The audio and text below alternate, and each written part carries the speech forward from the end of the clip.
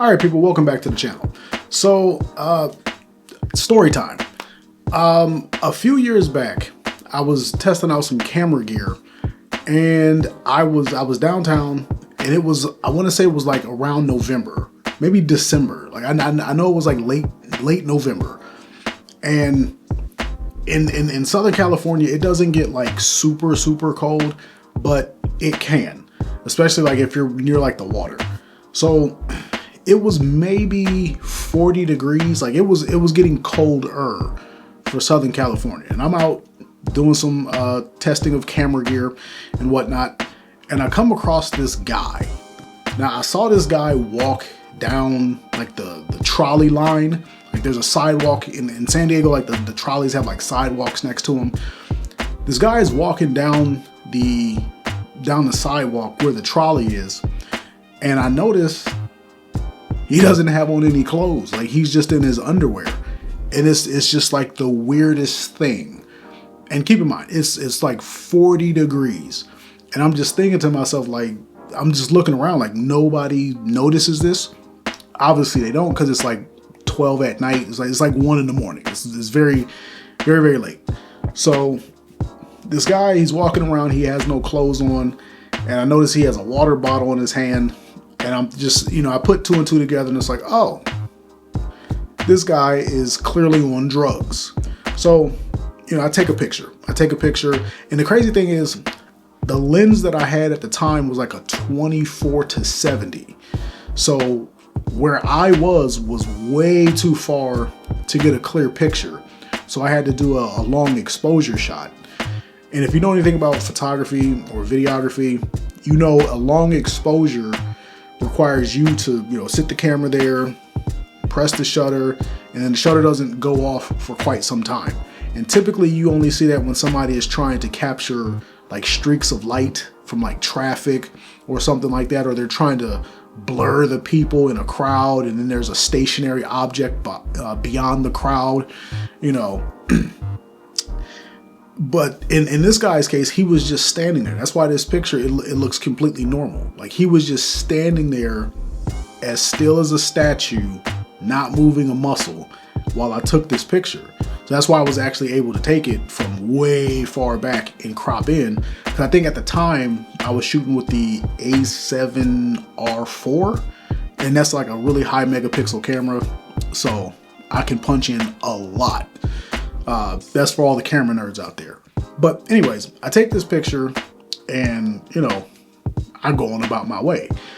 Now, like a couple of days later, I just remember thinking like, man, what led to this person being in that situation? I'm thinking to myself, like, does this guy not have any family? Does this guy not have any friends?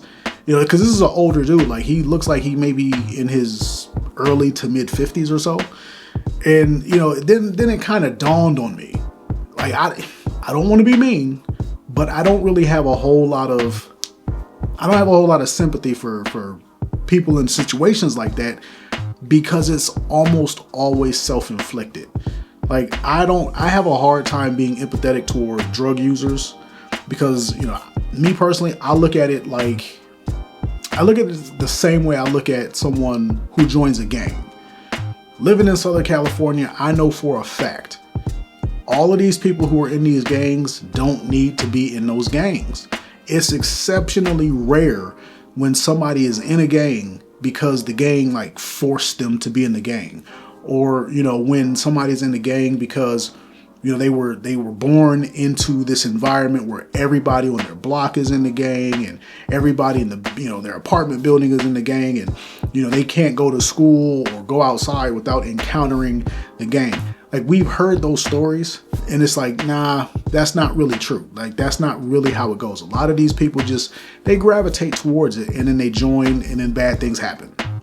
And I'm like, I can't really feel too bad for people who do that because it's self-inflicted.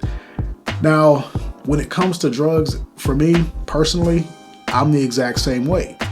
It's like no one's forcing you to do drugs. Like I understand that things happen and you try drugs, but you decided to keep trying the drugs and keep getting hooked.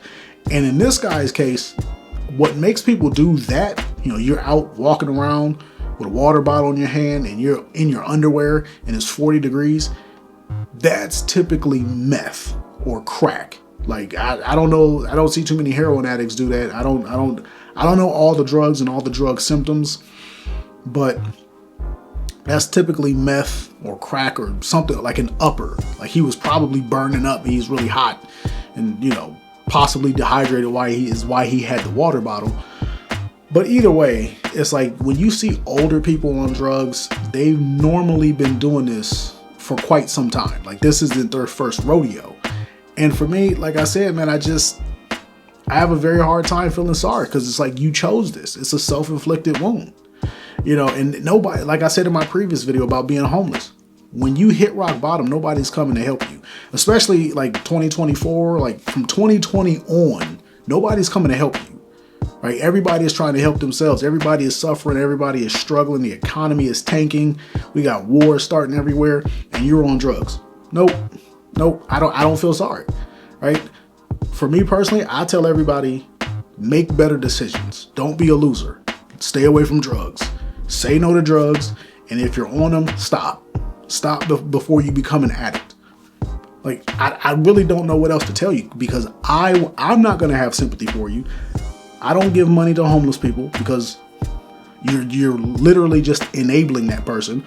I don't give money to charities, and I 100% try to tell other people don't give money to charity because those charities always have a high amount of overhead where that money, like 65% of your dollar is not even going where you think it's going. And in Southern California, there's a homelessness industrial complex.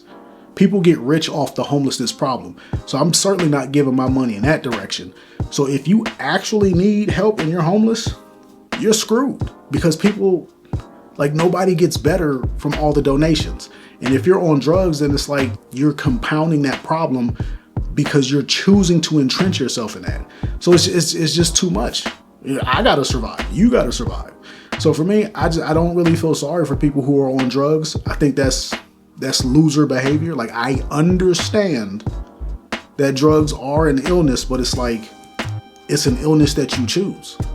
You choose to do the drugs. You choose to let it wreck your life. You could be a winner and you can fight back and stop doing the drugs, but you chose to be a loser and you chose to succumb to your own weakness. It is what it is. I want to choose to be a winner and other people want to choose to be a loser. So I don't have sympathy for people like that. And, you can be different. Hey, we agree to disagree. It's America. It's it's a free country. But me personally, no sympathy for people like that. I just found it very interesting that this guy was out there at 1 a.m. tweaking butt naked or close to butt naked in 40-degree weather. I hope he's doing better now. I doubt it. Like I said in my previous video, I've never seen people bounce back from situations like that.